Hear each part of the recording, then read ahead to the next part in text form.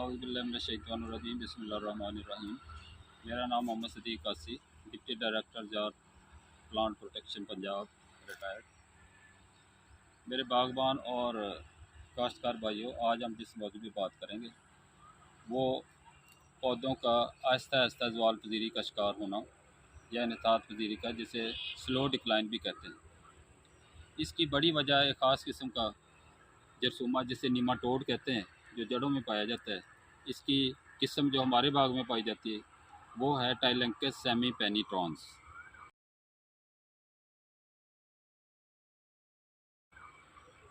टाइलेंकस semi पेनिट्रॉन्स 1913 में सबसे पहले फ्लोरिडा के बागात में दरियाफ्त हुआ और आहिस्ता आहिस्ता ये सारी दुनिया में फैल गया और जहाँ जहाँ बागात उगाए जाते हैं उनकी जड़ों में यह नुकसान करता है।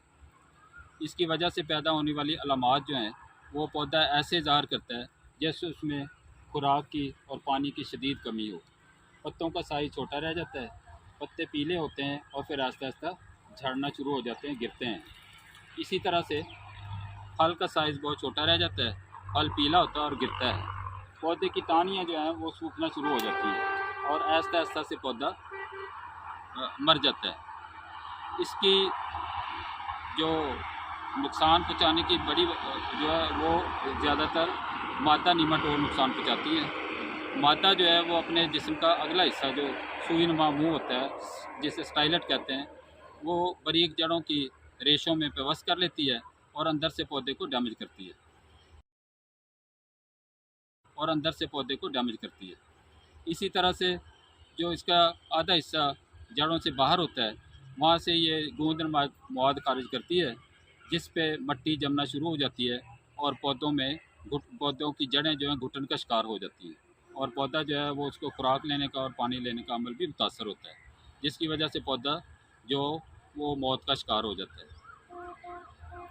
ज़्यादातर नीमाटोड्स की तादाद जो है वो ऊपर वाली जड़ें, जिन्हें फीडर रूट्स कहते हैं, खुराक लेने वाली जड़ों में ज़्यादा मौजूद पाए जाते हैं और ये जड़ें जो हैं इनकी तादाद नीमाटोड्स की वजह से आहिस्ता आहिस्ता जो एक जड़ों का जाल बिछा होता है, उस जाल में खुराक लेने वाली जड़ों की शदीद कमी हो जाती है और पौधा इसकी वजह से जो है वो मर जाता है। नीमाटोड्स के जो 1 इंच में 300 तक नीमाटोड्स पाए गए और इनकी जो मुआशी हद है वो 1 किलो मिट्टी में 3000 तक नीमाटोड्स पाए गए। हमने जो है मुख्तलिफ़ जगहों से 600 अपना सैंपल, जड़ों के सैंपल और जड़ों से मिट्टी के सैंपल लेके जब टेस्ट करवाए मुख्तलिफ बागात में से, तो इनकी तादाद 7000 से लेके 13000 तक 1 किलो मिट्टी में पाई गई, जिसकी वजह से नीमाटोड्स में हमारे बागात में नुकसान पहुँचाने की शरह बहुत ज़्यादा है और ये तकरीबन सभी बागात में पाए जाते हैं। नीमाटोड जब एक दफ़ा बाग में दाखिल हो जाएं तो इनका मुकम्मल खात्मा बहुत मुश्किल होता है, लेकिन बारआवर पौधे जो हैं उनकी सेहत को बरकरार रखने के लिए हमें इनकी तादाद को मुआशी हद से नीचे रखना बहुत ज़रूरी है। इनके फैलाव की बड़ी वजह नर्सरियाँ, बारिश का पानी या ज़रूरी हालात होते हैं। लिहाजा नर्सरियाँ जो हैं उनको नीमाटोड से पाक होना बहुत ज़रूरी है। ऐसे बागात जिनमें फास्फोरसी खादों को कम इस्तेमाल किया गया, उनमें भी नीमाटोड्स की वजह से ज़्यादा नुकसान पाया गया है। बारआवर पौधों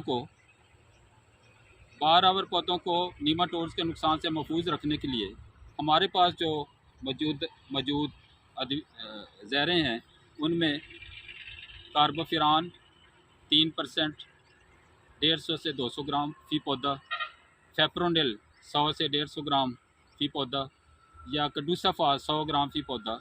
इसी तरह से अगर आप लिक्विड शक्ल में इस्तेमाल करना चाहें तो क्लोरपेरिफास 40% 1.5 लीटर फ़ी एकड़ के हिसाब से हम फ्लड कर सकते हैं। इसी तरह से फोरेट, कार्बोसल्फान या एल्डी कार्ब ज़ैरें भी नीमाटोड्स के ख़िलाफ़ बहुत मौसर पाई गई हैं। दुनिया में जदीद केमिस्ट्रियाँ नीमाटोड्स के ख़िलाफ़ ईजाद की गई हैं, जिनका आहिस्ता से इन पे जब इस्तेमाल करेंगे तो इंशाअल्लाह ताला हमारे बागात की सेहत और फल की बराबरी बहुत बेहतर होगी। शुक्रिया।